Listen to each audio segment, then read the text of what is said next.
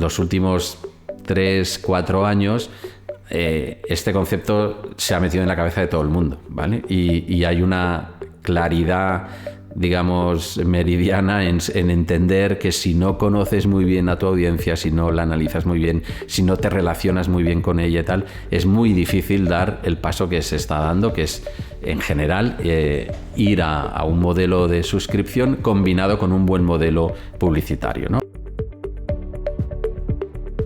Se ha dicho muchas veces que los medios han trabajado para las plataformas, ¿no? Cosa que es bastante verdad en muchos casos, ¿no? Uh-huh. Y lo que me parece que es importante es entender cómo tú, como medio, puedes utilizar esas plataformas, que las plataformas igualmente se van a ver beneficiadas, pero sobre todo que tú no salgas perjudicado o al revés, que salgas beneficiado, ¿no?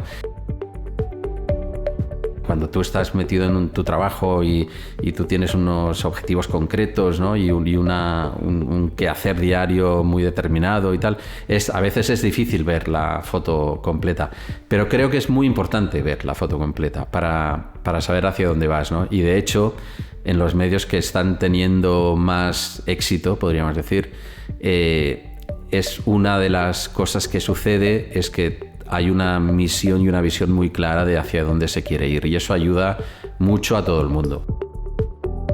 El concepto transformación digital en la industria de los medios está plenamente vigente desde hace ya casi 3 décadas. Y lo más significativo es que esos procesos de transformación cada vez son más recurrentes, lo que lleva implícito un nivel de adaptabilidad cada vez más exigente por parte de los medios. Conocer y comprender este escenario es cada vez más complejo. De ahí la importancia de querer aprender, de querer saber cómo afrontan esos retos diferentes medios de comunicación. Siempre me ha generado mucha curiosidad la figura del relator, esa persona que en diferentes momentos ayuda a describir y situar en su debido contexto escenarios complejos. Y todos estaremos de acuerdo que si hablamos de medios de comunicación y transformación digital, hablamos de escenarios complejos.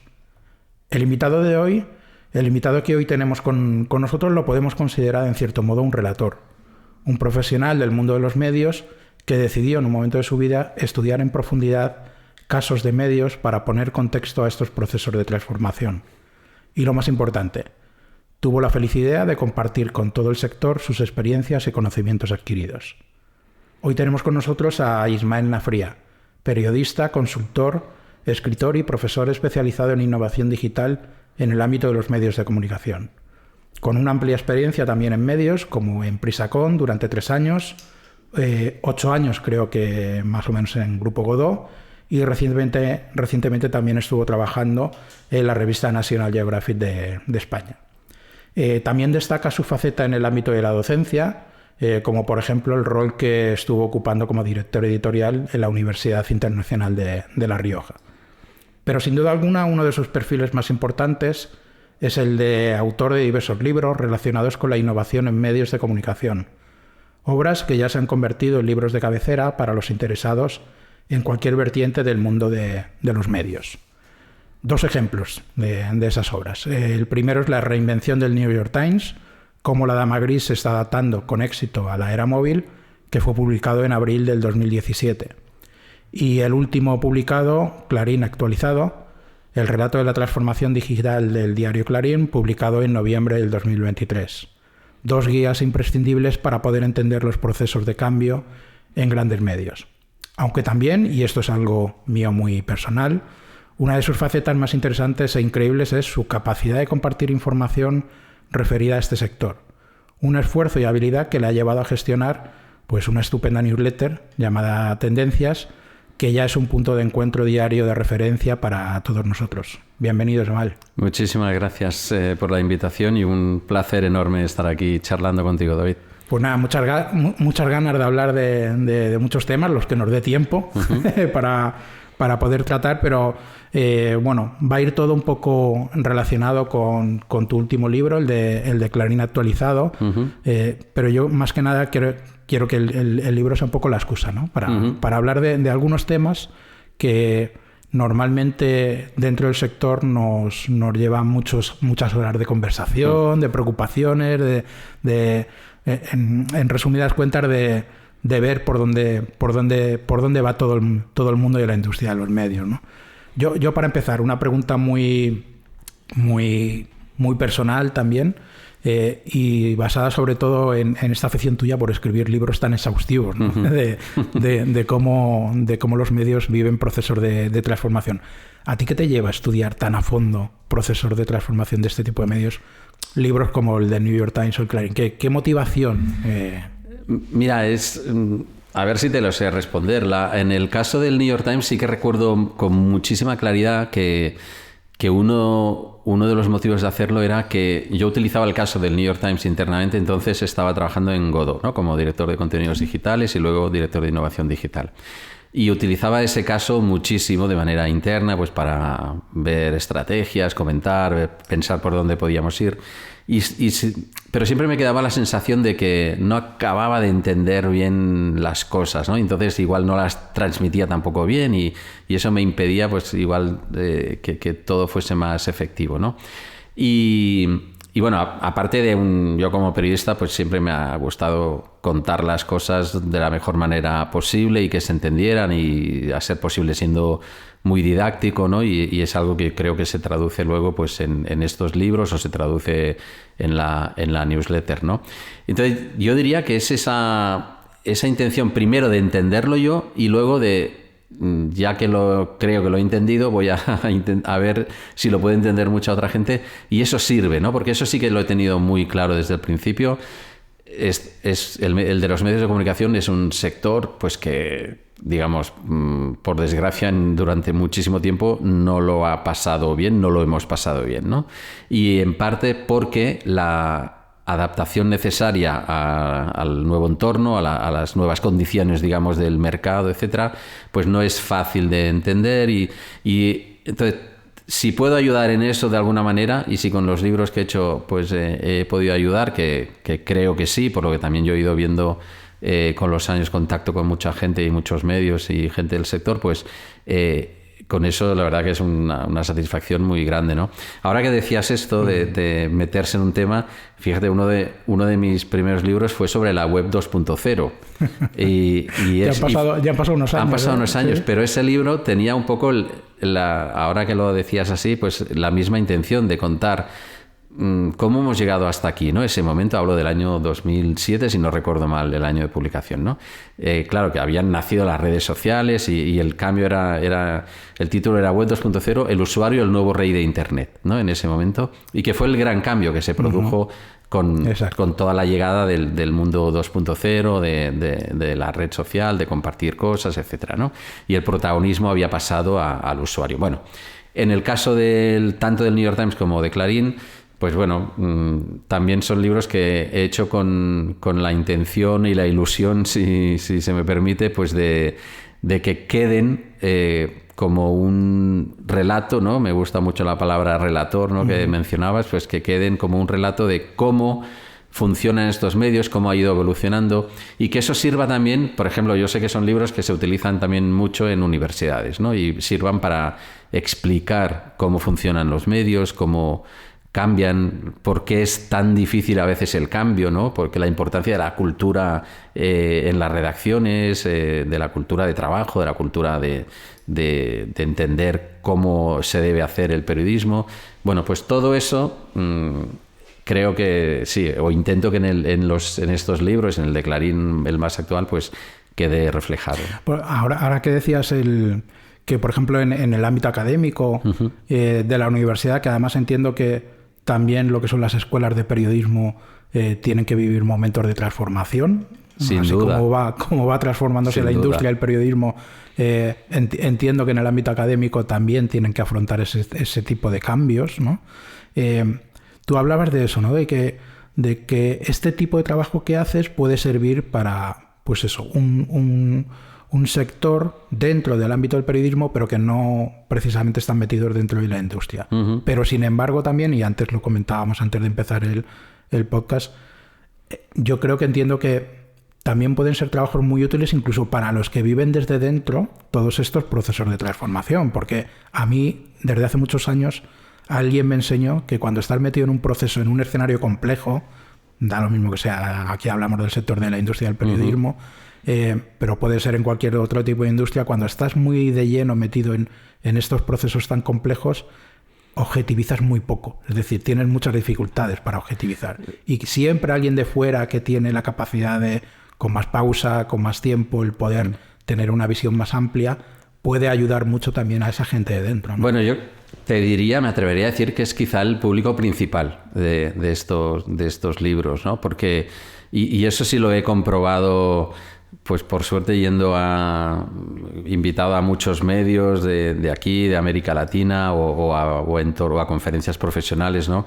Y no sé, te puedo contar sin decir nombres, ¿no? Pero directivos o directivas de grandes medios o grupos de comunicación que llegabas ahí, te saludaban, ¿no? Y de repente sacaban el libro de una estantería y te lo enseñaba subrayado y con notas y te decía, tú no sabes esto cómo lo hemos podido utilizar y nos ha ayudado pues a hacer procesos aquí, a impulsar procesos de transformación. Claro, eso es una satisfacción enorme, ¿no? Sí. Y sí, es el público, ya digo, me atreveré a decir que quizás es el público principal, el primero al que le puede ser útil, porque lo que comentabas es muy cierto.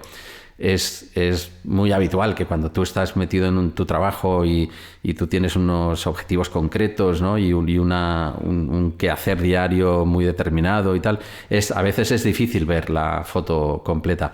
Pero creo que es muy importante ver la foto completa para saber hacia dónde vas, ¿no? Y de hecho, en los medios que están teniendo más éxito, podríamos decir, es una de las cosas que sucede es que hay una misión y una visión muy clara de hacia dónde se quiere ir y eso ayuda mucho a todo el mundo. Uh-huh. Pues precisamente de esto último que estabas hablando ya nos metemos, me gustaría empezar un poco utilizando tu libro en el bloque en el que explicas, relatas de una manera muy pormenorizada todo el proceso de estrategia, los cambios de estrategia que sufre Clarín durante todos estos años. Hay un tema que a mí me ha llamado mucho la atención y que creo que ayer en la conferencia que diste también lo comentaste, que bueno, hay un trasfondo dentro de toda la estrategia de Clarín que es evidente que es todo el trabajo de registro y modelos de suscripción en lo que está basado su estrategia, pero todo eso va implícito un tema fundamental y crítico que es el trabajo de las audiencias, ¿no? Entonces, no sé en qué parte del libro, creo que es en una tabla que lo indicas de una manera muy esquemática, en la que explicas cómo el medio tiene que pasar de un proceso de relación con sus clientes, sus anunciantes, etcétera, a seguir teniendo esa relación, pero además tener una relación mucho más intensa con sus lectores, con sus audiencias, ¿no? Dentro de ese contexto, ¿qué opinión tienes respecto a la relación si hablamos de los medios españoles, ¿vale? ¿Cómo crees que está ahora mismo afrontando en general los medios españoles ese proceso de trabajar con las audiencias directamente? Sí, déjame, antes de contestar exactamente tu pregunta, explicar el concepto que mencionabas, porque me parece que ayuda mucho a entender el cambio de mentalidad, ¿no? Ellos hablaban de ser una empresa B2B, ¿no? de business to business, ¿no? Donde efectivamente los clientes pues, eran unos anunciantes y poco más. Ellos lo decían de una manera muy gráfica, hacíamos X número de facturas al año, pero eran pocas por entendernos, ¿no? Porque eran los anunciantes que había. Bueno, había muchos anunciantes, pero no eran. De repente eso se transforma en un negocio B2C, del negocio al consumidor. ¿Por qué? Porque de repente empieza a haber, lo primero que tuvieron fue el Club 365, que acabaron siendo pues 500.000 de tarjetas para tener descuentos en diversos comercios, empresas, etcétera, ¿no? Por ser del Club 365 de Clarín, ¿no? Y eso pasas a tener una relación, ya digo, de poca gente o de pocas empresas a muchísima gente. Luego a eso súmale pues el registro, súmale la suscripción y claro, estás hablando ya de un entorno totalmente distinto. Y eso, como muy bien dices, solo es posible cambiando tu foco a la audiencia y a entender muy bien a esa audiencia y saber que esa audiencia está formada de muchas audiencias, ¿no? Y que la clave es entender bien a tu público, saber a quién te tienes que dirigir, cómo, etcétera. Respondiendo ahora a tu pregunta, ¿no? de qué está pasando o cómo están afrontando esto los medios españoles en general. Bueno, a mí me cuesta a veces hablar en general porque hay quien lo está haciendo de manera muy avanzada y quien no tanto, ¿no? Pero en general te diría que desde los últimos 3-4 años este concepto se ha metido en la cabeza de todo el mundo, ¿vale? Y hay una claridad, digamos, meridiana en entender que si no conoces muy bien a tu audiencia, si no la analizas muy bien, si no te relacionas muy bien con ella y tal, es muy difícil dar el paso que se está dando, que es, en general, ir a un modelo de suscripción combinado con un buen modelo publicitario, ¿no? Eso. Y luego otros modelos de vías de ingreso posibles, pues tipo la organización de eventos o el comercio electrónico, etcétera. Pero digamos, las dos grandes vías de ingreso a día de hoy y posiblemente en el futuro son los usuarios con las suscripciones, membresías o el modelo que sea, y los anunciantes, que además quizá es tema para otro día, pero que vamos a un mundo donde cada medio tendrá que tener muy bien perfilada precisamente su audiencia, ¿no? Por tanto, te diría, sí, se ha avanzado mucho. Creo que incluso este evento reciente, ¿no?, de Audiencers sirvió para entender que realmente todo el mundo se ha puesto las pilas y mucho, ¿no? Y para bien, o sea, que me parece, cada uno después con su estrategia y sus ritmos y tal. Pero sí, hay profesionales ya muy, muy bien preparados, dedicados específicamente a eso, y bueno, es lo que tiene que ser, porque realmente sin conocer muy bien a tu audiencia, yo creo que hoy en día no tiene muchas posibilidades un medio de comunicación de prosperar, ¿no? O sea, yo eso, por ejemplo, cómo los medios se empiezan a preocupar por trabajar las audiencias en el ámbito digital, las audiencias en plural, que eso es muy importante, ¿no? Que es un cambio de chip también, sobre todo en determinado tipo de medios. Creo que eso en el día a día uno se ha ido dando cuenta cuando te encuentras dentro de los medios diferentes roles de profesionales que hasta ese momento o no existían de manera muy residual, o los que estaban no tenían un peso específico dentro de su redacción o dentro de sus diferentes departamentos. Dices que eso ya llevan unos años que se está empezando a trabajar, pero entiendo que todavía hay un gran camino por recorrer. Sin duda. O sea, si tú ahora pusieras aquí una regla en la que dijeras porcentaje, ¿a qué nivel de porcentaje estamos todavía de trabajo sobre el tema de audiencias? No sé si me atrevo a dar un porcentaje, pero lo que sí tengo muy claro es que en general es necesario contar con más gente, con más recursos dedicados a eso. Hablo en general. Y mira, te cuento una de las cosas que cuento en el libro y que viendo el caso de Clarín, lo que hizo específicamente en lo que ahora voy a contar, cómo le ha sido de útil pues para ejecutar luego su estrategia en todo lo que se refiere justamente a estas acciones de conocer y contactar bien y digamos ganarte a tu audiencia, ¿no? Que fue la creación del equipo de Big Data, ¿no? Y ese equipo que se creó inicialmente para dar un poco respuesta a la necesidad de poder tratar toda la información que se generaba con el Club 365, ese fue el origen, ¿no? Luego sirvió para todo lo que se ha hecho posteriormente, ¿no? Y gracias a ese equipo, que ahora pues serán unas 20 personas aproximadamente, pues de muy buen nivel, quizás el equipo, me atreveré a decir, de Big Data más potente del mundo de habla hispana, ¿vale? En medios de comunicación.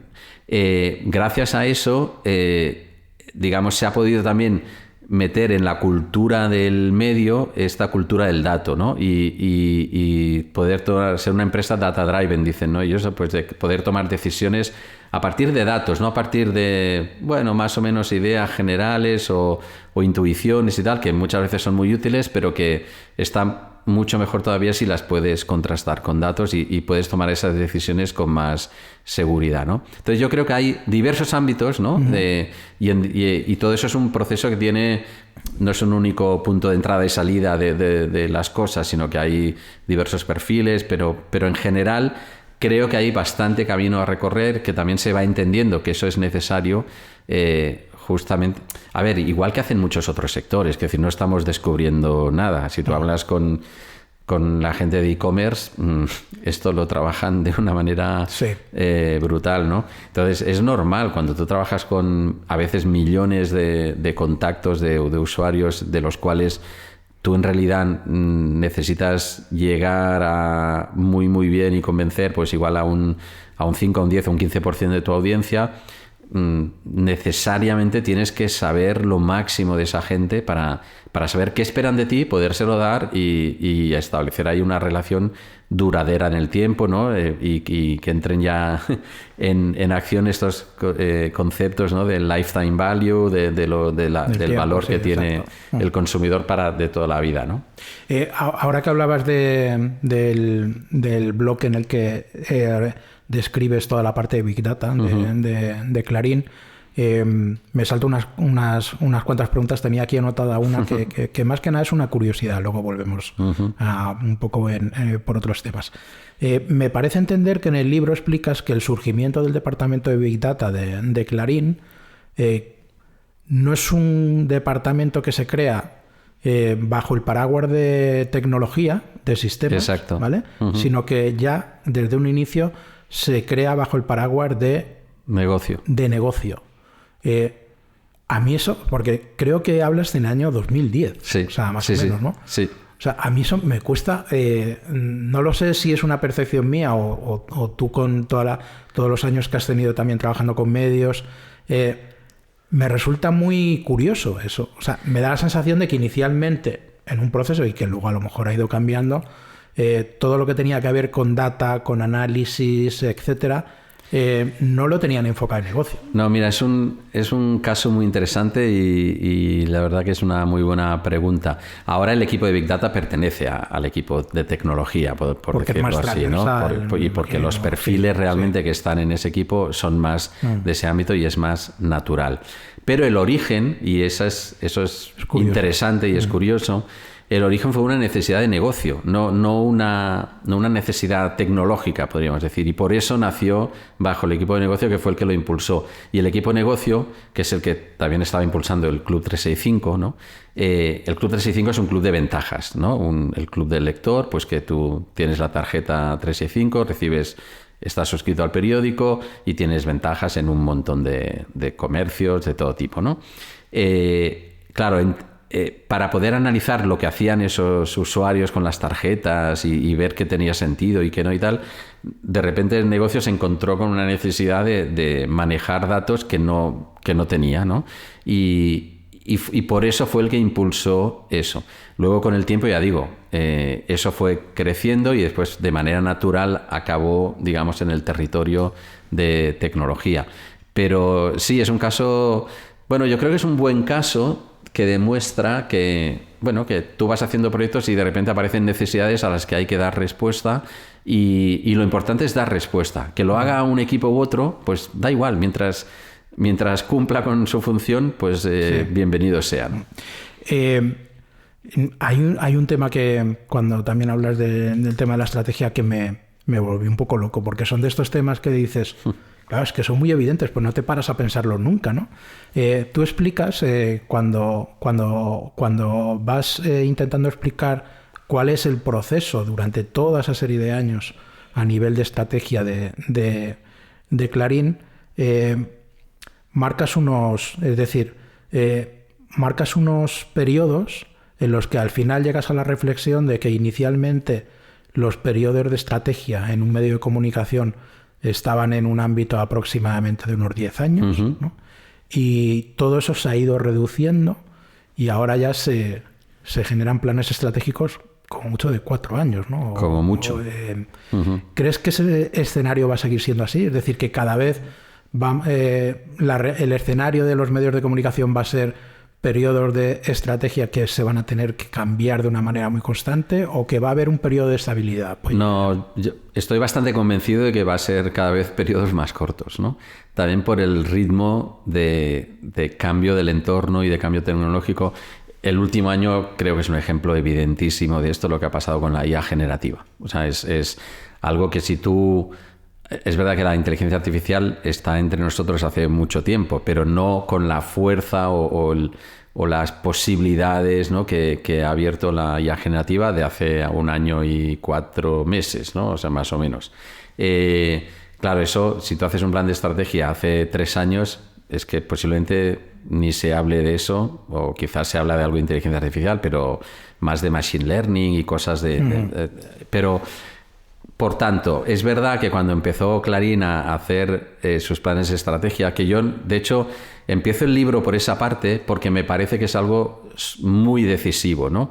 Y eso es algo que sí que he observado, lo vi al analizar el New York Times, lo he visto al analizar Clarín y después lo he vivido pues por mis trabajos y mis consultorías y tal, ¿no? Creo que es un elemento definitorio de que una empresa de medios pueda tener éxito el que haya una claridad desde la máxima dirección y que se sepa transmitir hacia abajo y que haya y esté de manera explícita hacia dónde quieres ir, ¿no? Eso me parece muy importante. Dedicar tiempo a pensar me parece muy importante, analizar, viajar fuera, ver otros ejemplos, hablar con el sector. Me parece súper fundamental, ¿no? Y Clarín lo hace desde hace mucho tiempo y creo que es una de las claves de que hoy en día pues puedan decir que son el medio en español con más suscriptores del mundo, ¿no? Y es verdad que me contaban ellos, ¿no? Al principio hacíamos planes a 10 años, exactamente, ¿no? Y bueno, y hacían un poco objetivos para entonces y por dónde irían las cosas. Claro, ahora 10 años, Dios mío. Si tú piensas de aquí a 10 años dónde estaremos, o sea, yo creo que es imposible, nadie lo puede decir, ¿no? Ya cuesta decirlo a 3, 4 años, ¿no? Entonces, estos planes de estrategia normalmente tienen como unos objetivos a más corto plazo y unos a más largo plazo. Lo importante es que te marcan, ya digo, el norte, ¿no? Y la hoja de ruta a seguir.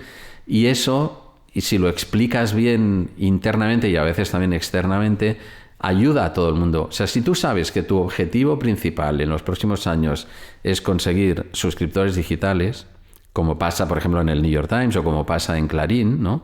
Si tú sabes eso, es mucho más fácil entender todo lo que hay que hacer y por qué se hacen determinadas cosas, ¿no? Y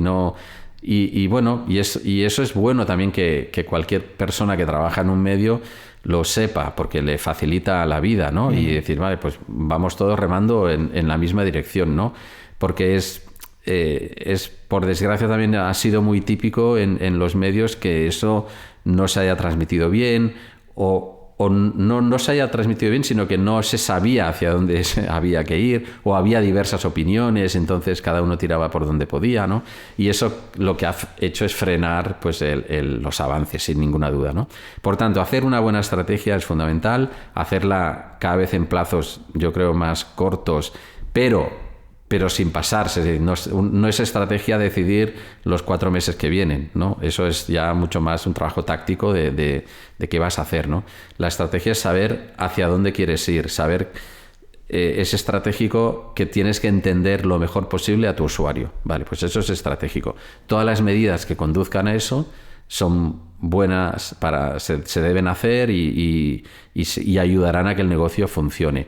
O es estratégico pues en concreto el conseguir suscriptores digitales, con lo cual sea con el método que sea, pues todo lo que lleve a ese objetivo va a tener sentido. Bueno, y así podríamos ir diciendo otras, ¿no? Y aquí en nuestra empresa, cuando nos sentamos con los medios, por intentar ordenar también toda esa complejidad, intentamos hacer un ejercicio de síntesis y de ver cómo los medios de comunicación afrontan todos estos procesos que tú explicas, y hablamos un poco de varios bloques de trabajo, ¿no?, que ellos tienen que ir afrontando en el día a día. Uno es el referido al editorial, propiamente el de redacción de contenidos, todo lo que tiene que ver con producción y distribución de contenidos. Uno evidente, que es el que hemos hablado hasta ahora, que es cómo el bloque de las audiencias tiene que ser un bloque en sí mismo ya de trabajo estratégico. Luego otro bloque de retorno, que es todo eso que tiene que ir englobado hacia unos objetivos de retorno, de modelos de generación de ingresos, ya sean modelos de suscripción, modelos publicitarios o modelos también de que las plataformas tecnológicas empiecen a ser empiecen a ser elementos de rentabilidad para los medios, y todo eso mediante otro gran bloque, que es el que llamamos de operaciones, que es el que es transversal a todos y es el que tiene que ayudar a que todo eso se lleve por un camino, ¿no? En ese escenario, tú también en el libro, en la parte de cómo trabajan las redacciones, etcétera, y en eso que estábamos hablando antes de los periodos que cada vez se acortan más, en los periodos estratégicos, das un dato que yo me lo he apuntado aquí, en qué momentos durante todos estos años a nivel de redacciones han tenido que sufrir una transformación relevante dentro de Clarín. Y yo aquí me he anotado el 2008, 2014, 2016 y 2019. O sea, vemos que desde 2008 al 2014 hay 6 años, es decir, ahí hay un periodo en el que todo va, pero luego ya todo se va acelerando. Del 2014 al 2016 y del 16... Y 2022 puedes añadir. Y 2020, exacto, sí. Y 2022. Lo tenía aquí, no lo he visto. Esa foto fija que tú haces en el caso de Clarín, de cómo ha sucedido, ¿tú crees que en los medios de aquí de España se ha dado algo similar? ¿Es ese mismo proceso normalmente? Sí, aunque a ritmos muy distintos en función del medio, ¿no? Fíjate que Clarín empieza... ¿Por qué empezó en 2008? Porque es el año en que se fusionan la redacción, que entonces estaba separadas, como pasó en muchísimos medios, ¿no? La redacción del papel, la impresa, de la digital, ¿no? Que había nacido con la web y, bueno, en muchos medios, pues, unos primeros años se trabajó por libre, digamos, o de manera separada, ¿no?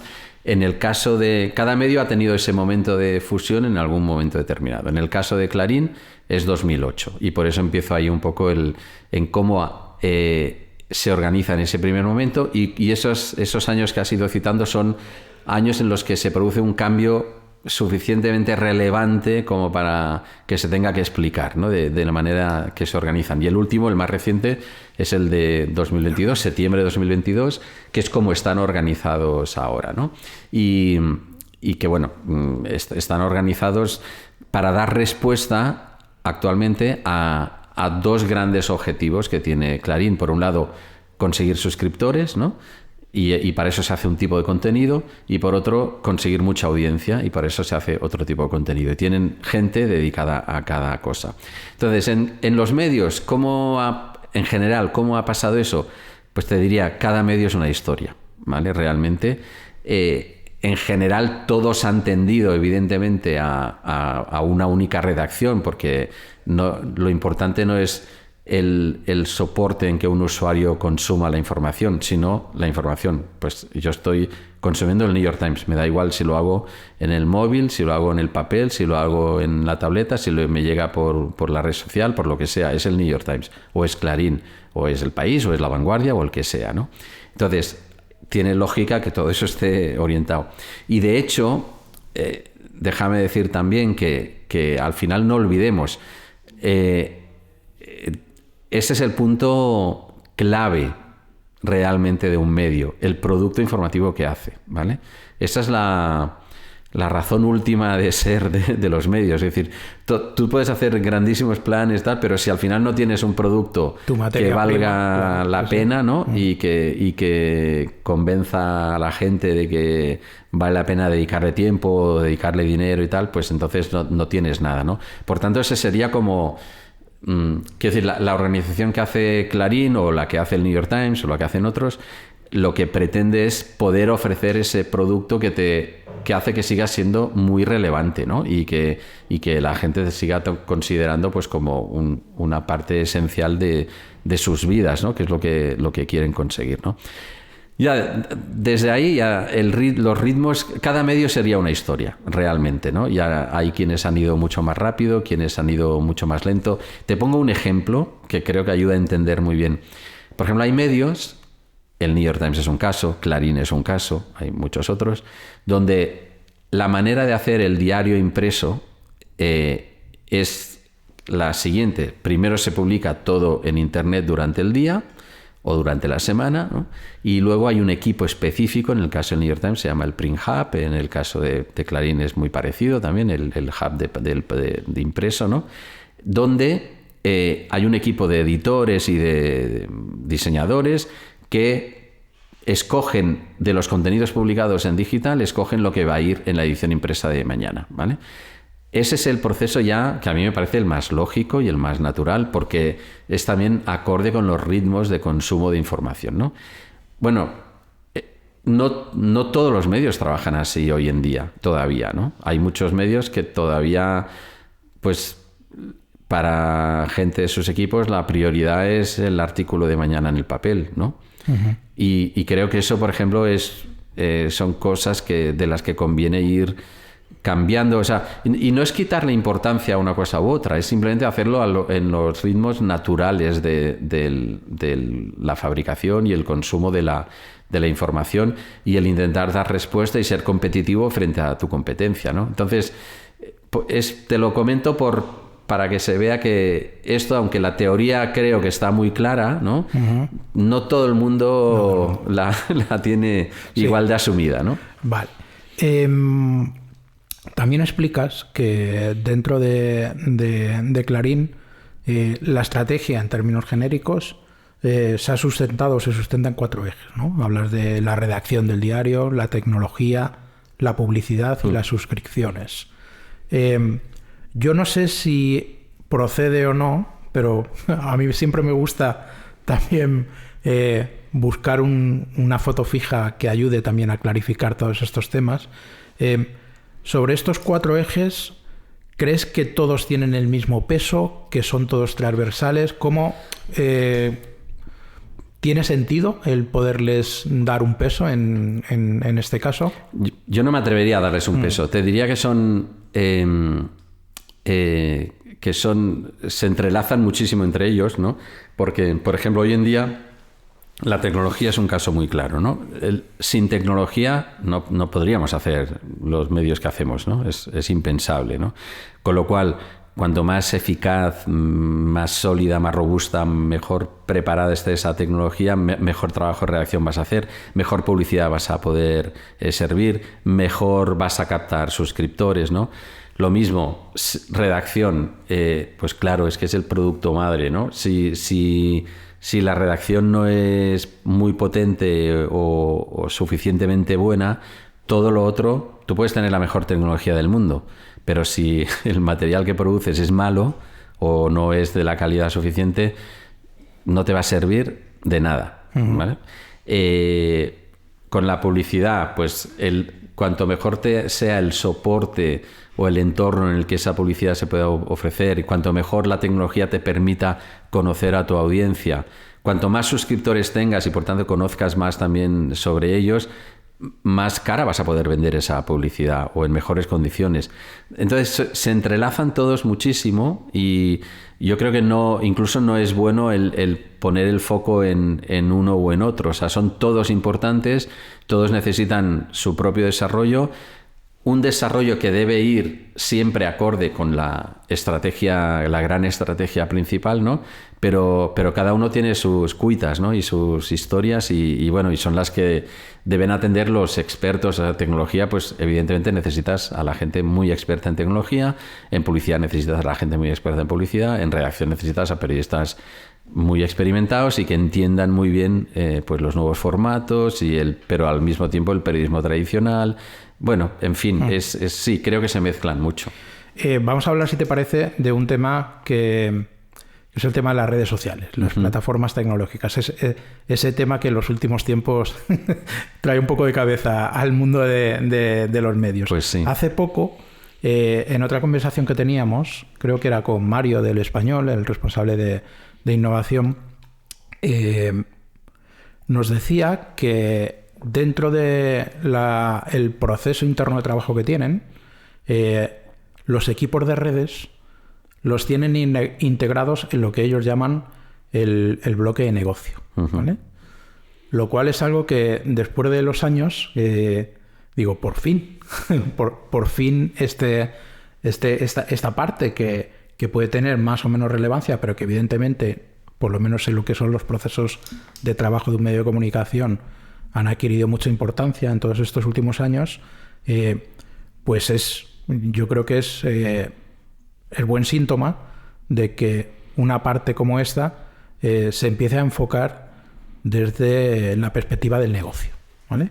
Y tú en el libro explicas que dentro de la estrategia de Clarín, el rol que cumplen las redes sociales, evidentemente en un contexto de estrategia de suscripción, etcétera, es que ellos las redes sociales las ven como una vía de captación de grandes audiencias y que luego también las trabajan en base a un trabajo de reforzamiento de su marca de cara a fidelizar usuarios, ¿no?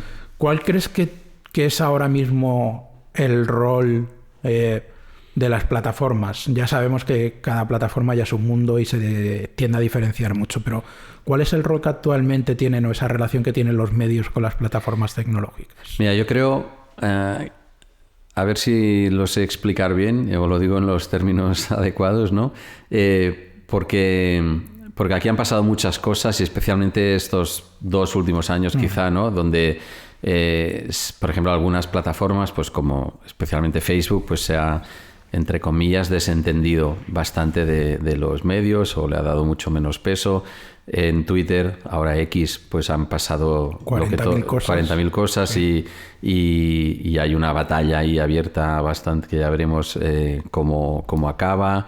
Han surgido otras plataformas como TikTok, pues que tienen un crecimiento muy potente, pero que aún no son, o sea, si tú miras las redes sociales, Facebook sigue teniendo muchísimo más peso, ¿no? Pero bueno, estas plataformas o Instagram te permiten contar las cosas de una determinada manera. Yo creo que con las redes, te hablo en general, ¿no? Los medios, de repente muchos medios se han dado cuenta, y lo hemos visto también en el último año por problemas económicos de muchos medios o incluso cierres, ¿no? Se han dado cuenta que no era buena idea depender tantísimo de las redes. Ese para mí es el gran titular, ¿vale? Y que es mucho... De hecho, esto lo digo de otra manera, es que tu negocio nunca dependa de un tercero, ¿vale? Porque si depende de un tercero, estás en manos de otra gente que tiene sus intereses, sus preocupaciones, tal, que toman sus decisiones absolutamente legítimas en su caso, ¿vale? Y que no tienen por qué coincidir con tus intereses, ¿no? Entonces, cuando Google cambia su algoritmo, cuando las redes sociales cambian la manera de priorizar unas cosas u otras, bueno, tú te puedes quejar, lo que quieras, pero es que tú no eres el propietario de esas tal. Tú eres el propietario del medio.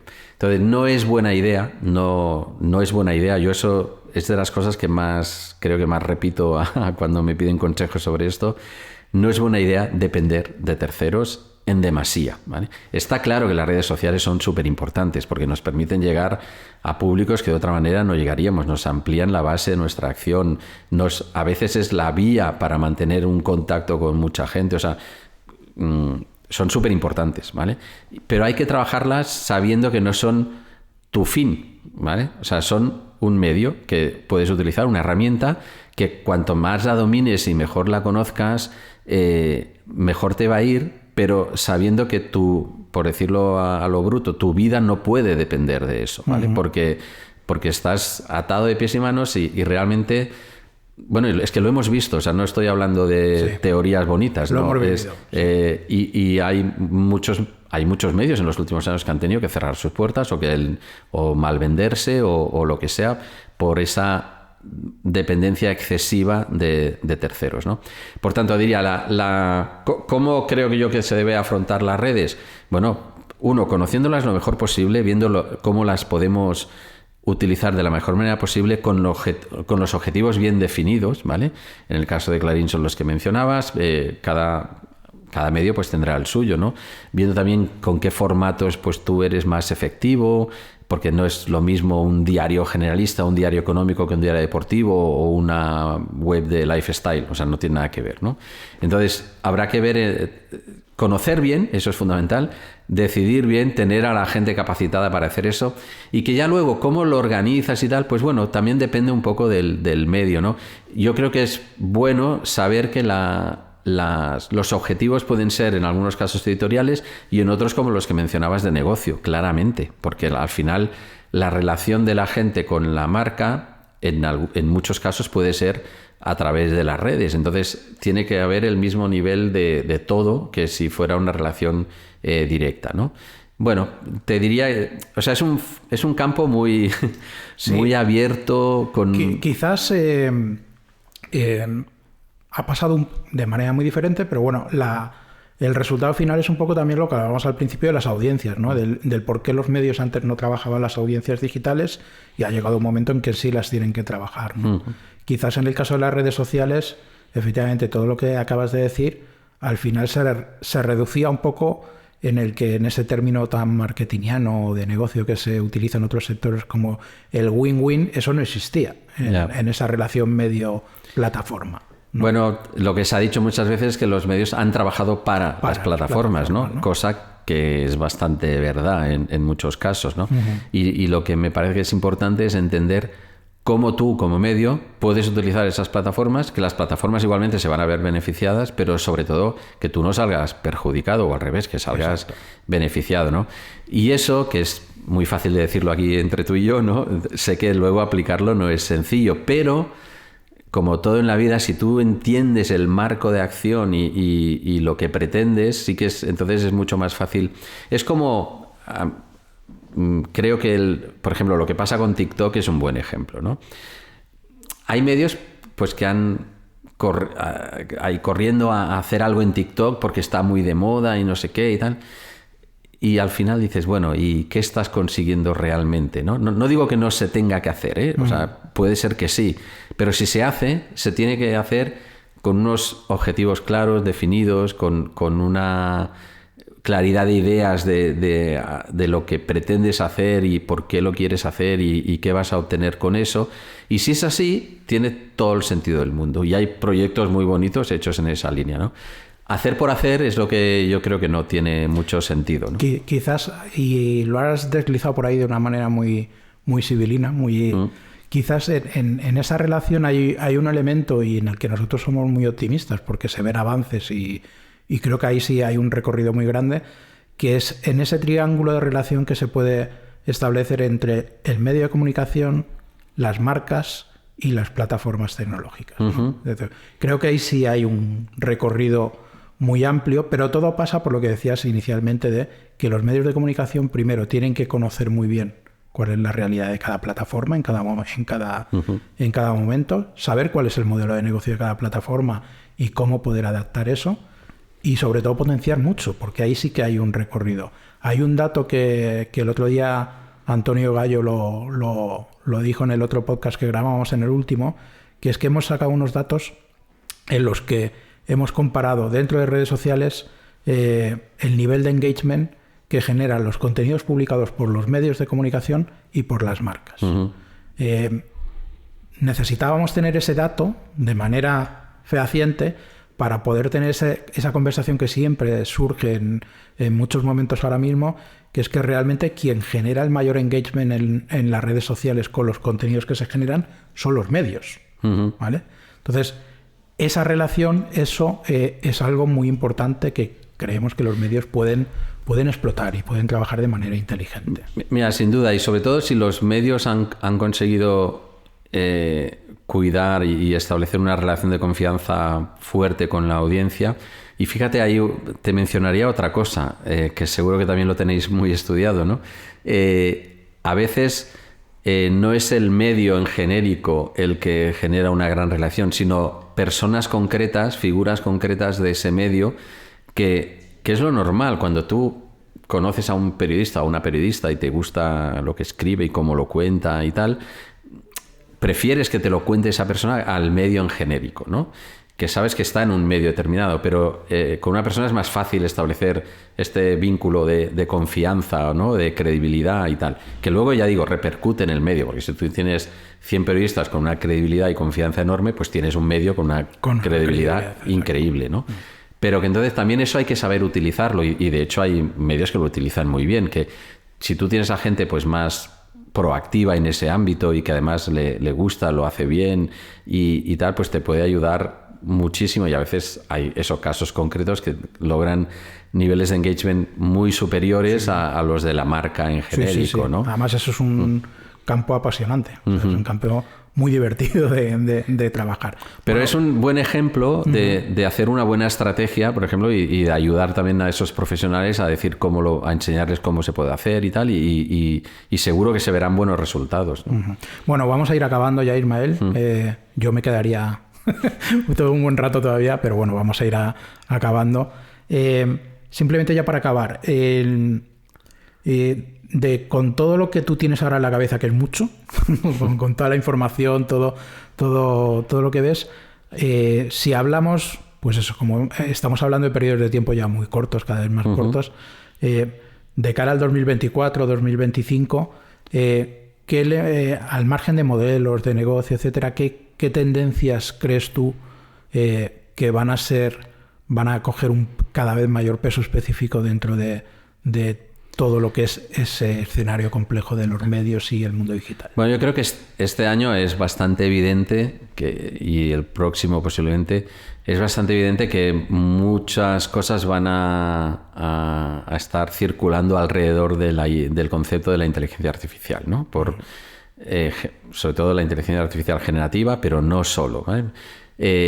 Y digo que va a estar circulando alrededor de esa idea porque todavía se tienen que definir muchas estrategias, ¿no? Porque yo creo que este primer año de shock casi, ¿no? De enfrentarte de repente a esto, ahora estamos en un punto un poco más sereno, me atrevería a decir, ¿no? Aunque puedan aparecer aplicaciones de vídeo que nos vuelven locos a todos y tal, pero estamos en un punto en general más sereno de decir, vale, vamos a analizar qué posibilidades ofrece esto, cómo las puedo yo utilizar para ser más efectivo en mi trabajo, para potenciar el trabajo humano de los equipos de los medios, ¿no?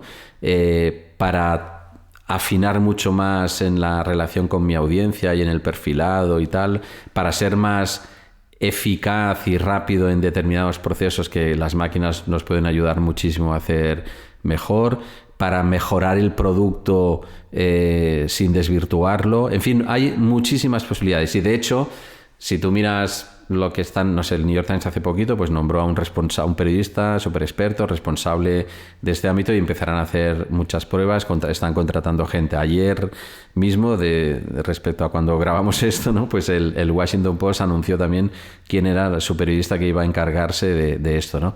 Estamos un poco en ese punto. Entonces yo creo que este año vamos a ver muchísimos experimentos, muchas pruebas, vamos a ver aplicaciones ya concretas que permitirán mejorar cosas.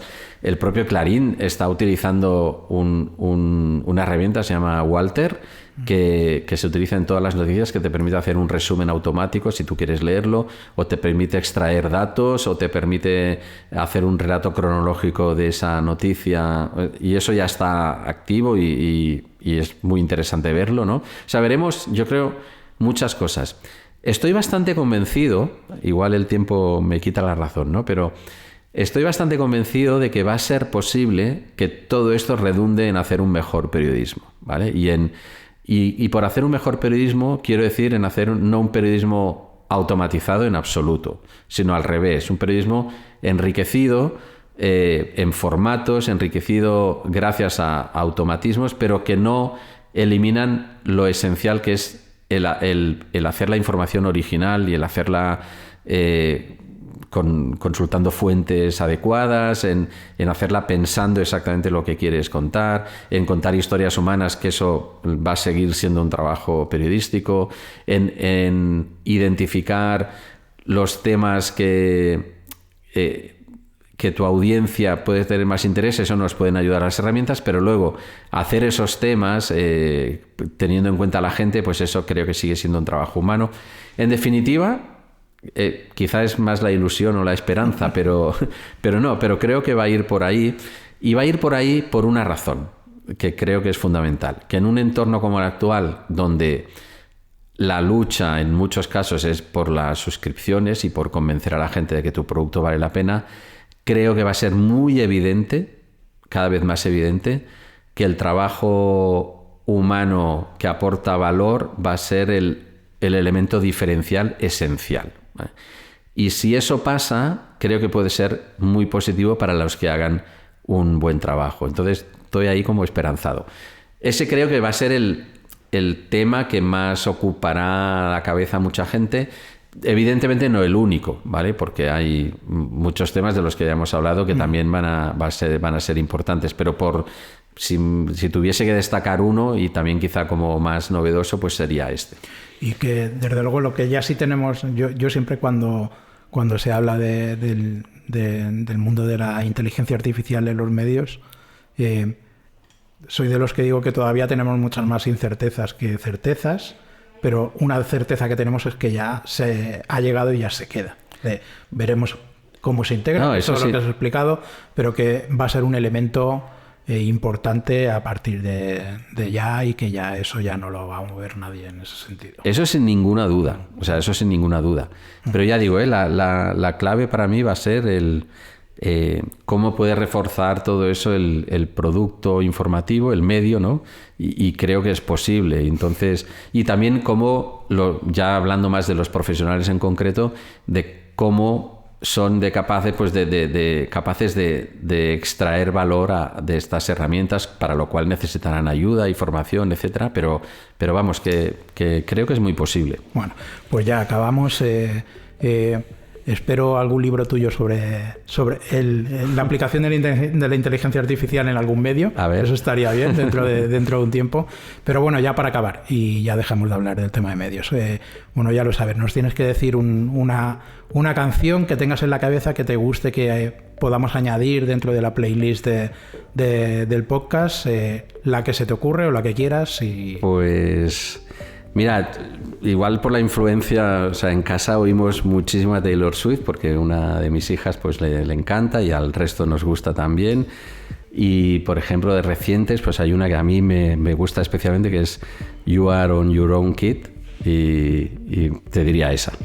Pues genial, bajo la influencia de la generación Z, que ya nos influyen a los mayores. Total. Directamente, pues anotamos y la incluimos en la playlist. Pues nada, Ismael, un placer el que hayas estado aquí con nosotros compartiendo este rato de conversación, y bueno, ya sabes que aquí tienes tu casa, y para lo que necesites, pues aquí nos tienes. El placer es mío, David. Muchísimas gracias por la invitación, por la charla, y ha sido un placer. Gracias.